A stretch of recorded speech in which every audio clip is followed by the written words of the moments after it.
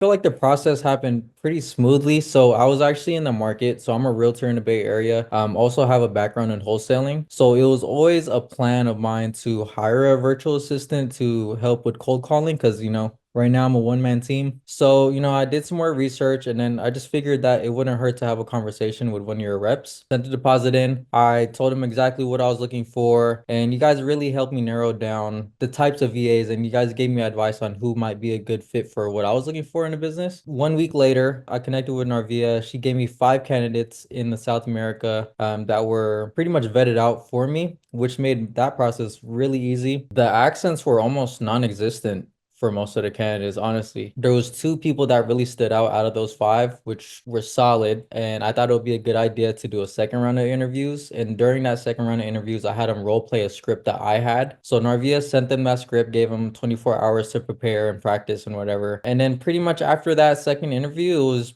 pretty much like a clear decision on who I wanted to hire. And it was pretty simple from there because a boss also sent over the onboarding training guide, which was very helpful for me because beyond just the actual candidate and the virtual assistant, I had no idea on how payroll was going to work, how to track hours, what platforms do I use, is it on me to go ahead and shop these programs, and how do I know if I'm even getting the right bang for my buck? As a first time, hiring someone, it's just a lot of things to consider, but I think that you guys pretty much gave me everything I was going to need, all the tools and resources I needed to make it as easy as possible. So now whenever I do plan on scaling, getting my second, third, fourth VA, I already have all the systems in place, so it's pretty much just going to be straightforward from there. All the heavy lifting's done. I would definitely recommend them to you guys. There's going to be lots of virtual assistant companies out there, thousands of people to interview, but depending on where you at in your life and your business and how much time you have on your hands, I'm always big on doing it right the first time so you don't got to do it twice. And